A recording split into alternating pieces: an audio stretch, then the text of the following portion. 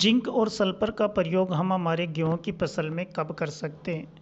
किसान भाइयों, कैसे हम यूज़ करें जिंक और सल्फर को कि हमें अधिक से अधिक उसके फ़ायदे मिले, और कौन से टाइम में हम उसका यूज़ नहीं कर सकते, कौन से फर्टिलाइज़र डालने के बाद हमें उसका यूज़ करने से ज़्यादा फ़ायदा मिलेगा। सल्फर और जो जिंक होती है किसान भाइयों, जिंक सल्फेट, उसका उपयोग हम हमारी फसल में कैसे करें, किस टाइम में करें, किस टाइम उसको यूज़ करने से ज़्यादा ग्रोथ होगी, इन सब विषय के बारे में हम इस वीडियो में बात करेंगे।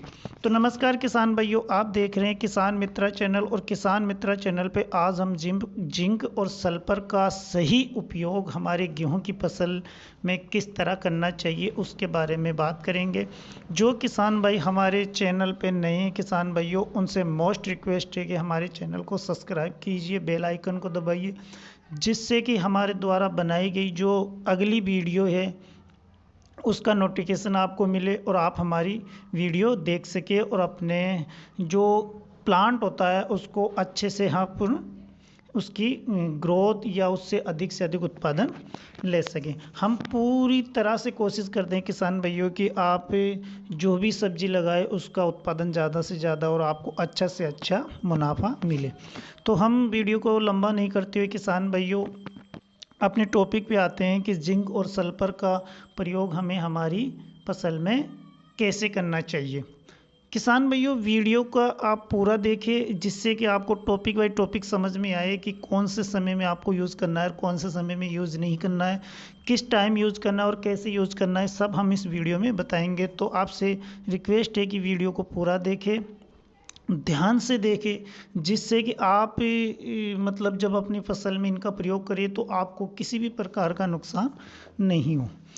तो किसान भाइयों, जिंक और सल्फर का यूज़ करने से पहले हमें सबसे पहले ये देखना होता है कि जब हम गेहूं की जो उड़ाई करते हैं, बिजाई करते हैं, उस समय हमने बेसल डोज के रूप में क्या क्या फर्टिलाइज़र्स डाले हैं। क्योंकि किसान भाइयों काफ़ी हद तक जो हम बेसल डोज में जो फर्टिलाइज़र डालते हैं उनका बहुत ही महत्वपूर्ण योगदान होता है हमारी फसल में ग्रोथ करने के लिए और उसका उत्पादन बढ़ाने के लिए।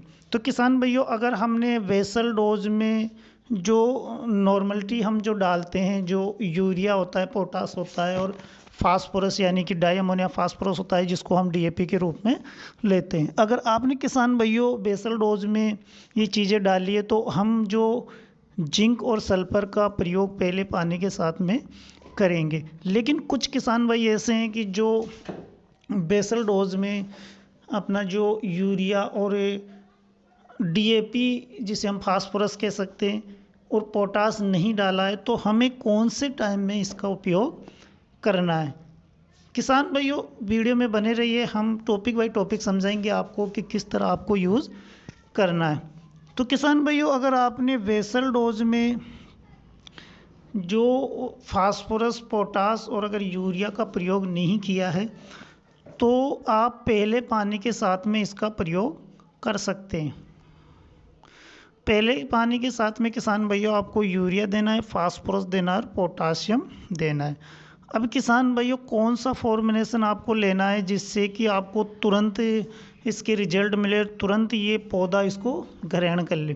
तो नाइट्रोजन नॉर्मलिटी आप किसान भाइयों यूरिया के रूप में उसमें दे सकते हैं, यानी कि पहले पानी के साथ में आप जो यूरिया होता है वो 40 से 45 केजी दे सकते हैं। डाई अमोनिया फास्फोरस की पूर्ति किसान भैया अगर आप डीएपी के रूप में पहले पानी में करोगे तो उसमें दाना होता है, तो उसको घुलने में टाइम लेता है और उसके रिजल्ट इतने नहीं आएंगे। तो उससे बेहतरीन ऑप्शन के रूप में आप जो 52-34 आता है वो डाल सकते हैं। उसमें आपके दोनों की पूर्ति हो जाएगी, फास्फोरस और पोटास, और उसको पौधा तुरंत एब्जॉर्ब भी कर लेगा, मतलब खा भी लेगा, क्योंकि वो एक प्रकार से चिलिटेड फॉर्म में आता है।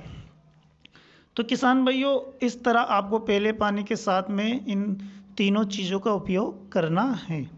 अब किसान भाइयों, अगर मात्रा की बात करें तो जो 52-34 आता है वो आपको 1 एकड़ में 4 केजी के आसपास आपको डालना है और 40 से 50 केजी आपको यूरिया डालना है। अगर किसान भाइयों आपने बेसल डोज में इन चीज़ों का उपयोग किया है तो आप पहले पानी के साथ में जिंक और सल्फर का उपयोग कर सकते हैं। और अगर नहीं किया है तो आप पहले पानी के साथ में आपको ये तीनों चीज़ देनी है। उसके बाद में जब आप दूसरा पानी दें किसान भाइयों, तो उस समय आपको जो 1 एकड़ में 5 से 7 केजी जिंक लेना है और 7 केजी के आसपास आपको सल्फर लेना है। ये आपको दूसरे पानी में लेना है, क्योंकि किसान भाइयों जिंक और सल्फर आपका 100% रिजल्ट तभी देगा जब आपके खेत में या आपके गेहूं के पौधों में फास्फोरस की पूर्ति हो जाती है। क्योंकि फास्फोरस किसान भाइयों जड़ों को विकसित करने के लिए और जमाव लेने के लिए, गेहूं के पौधे का जो जमाव होता है वो फास्फोरस के कारण होता है।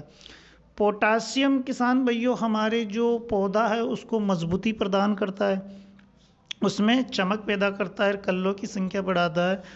और जो खाद हम इनके बाद में डालते हैं उन खादों का रिजल्ट डबल करता है। तो पहले हम ये डालते हैं, उसके बाद में जिंक सल्फेट और जो सल्फर है उसको अगर हम डालेंगे तो उनके रिजल्ट बहुत ही शानदार आपको मिलेंगे। तो किसान भाइयों जो आपको जिंक और सल्फेट जो डालना है, सल्फर, वो आपको अगर आपने वेसल डोज में ये दिया है तो पहले पानी के साथ में डालना है, और अगर आपने वेसल डोज में ये नहीं दिया है तो दूसरे पानी के साथ में आपको डालना है। अब हम बात करते हैं किसान भाइयों की जिंक और सल्फर का जो आपकी फसल में क्या उसका रिजल्ट दिखेगा, किस तरह दिखेगा, क्या काम ये करेगी। तो किसान भाइयों जनरली जो जिंक सल्फेट आता है 33%, वो आपकी फसल में जो पीलापन होता है उसको दूर करता है और बहुत ही तेज़ी से आपके पौधे की ग्रोथ बढ़ाता है। उसमें जो कल्लों की संख्या है बहुत तेज़ी से बढ़ती है और आपका प्लांट हरा भरा दिखता है। जिंक की कमी के कारण किसान भाइयों आपका जो प्लांट है वो पीला पीला सा दिखने लग जाता है। तो जिंक एक बहुत ही इम्पोर्टेंट चीज़ होती है हमारे गेहूं की फसल के लिए। तो जिंक किसान भाइयों हमें बहुत ही आवश्यक पोषक तत्व है, हमारे प्लांट में बहुत ही ज़रूरी है जो हमको देना है। सल्फर की अगर हम बात करें किसान भाइयों, तो सल्फर भी एक इम्पोर्टेंट पोषक तत्व होता है हमारी गेहूं की फसल के लिए। तो किसान भाइयों जब हम गेहूं की फसल में जब सल्फर का उपयोग करेंगे तो हमारी गेहूं की फसल की जो जड़ें होती है उनमें तेज़ी से ग्रोथ होगा, जड़ों का बहुत तेज़ी से विकास होगा, कल्लों की संख्या उसमें तेज़ी से फूटेगी, पौधा हरा भरा दिखेगा। और सल्फर एक फंजीसाइड होता है किसान भाइयों, तो जो जड़ों में कोई फंगस होगी या पौधे में जो फंगस की प्रॉब्लम आती है तो वो भी हमारी सल्फर के कारण दूर हो जाएगी। हमें फंगस की कोई अलग से दवाई डालने की आवश्यकता नहीं होती। तो ये सल्फर का मोस्ट काम होता है किसान भाइयों।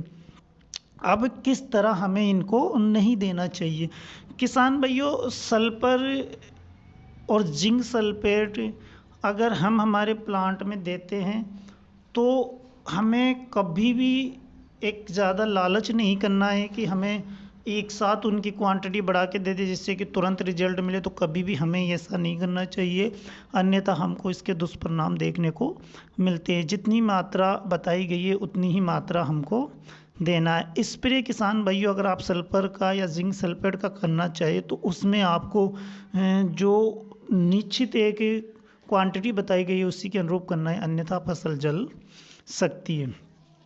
अब किसान भाइयों हमें पहले पानी के साथ में जब अगर वेसल डोज नहीं दिया है तो हम पहले पानी के साथ में जो वेसल डोज देते उनके साथ में जिंक और सल्फर का प्रयोग क्यों नहीं कर सकते हैं। तो किसान भाइयों जनरली ज़्यादातर किसान जानते भी हैं और कुछ किसान नहीं भी जानते, तो हम उनको बता दें कि जो फास्फोरस होता है किसान भाइयों उसके साथ में जो जिंक सल्फेट होता है उसका मेल नहीं होता, तो ये एंटी होता है। किसान भाइयों उसके साथ में हमें इसका प्रयोग नहीं करना चाहिए। इसी कारण से हमने बताया कि आपको पहले पानी में ये चीज़ देनी है और दूसरे पानी में ये चीज़ देनी है।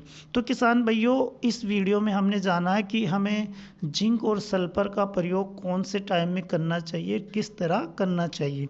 किसान भाइयों उम्मीद करते हैं कि आप अच्छी तरह समझ गए होंगे कि बेसल डोज में जिन किसानों ने नहीं दिया है जो पोषक तत्व तो हम उसे पहले पानी में किस तरह देना चाहिए। अगर आपको किसान भाइयों वीडियो अच्छी लगी तो शेयर कीजिए, लाइक कीजिए, सब्सक्राइब करना ना भूलिए। इस वीडियो में इतना ही किसान भाइयों, मिलेंगे किसी अगले वीडियो के साथ। नमस्कार।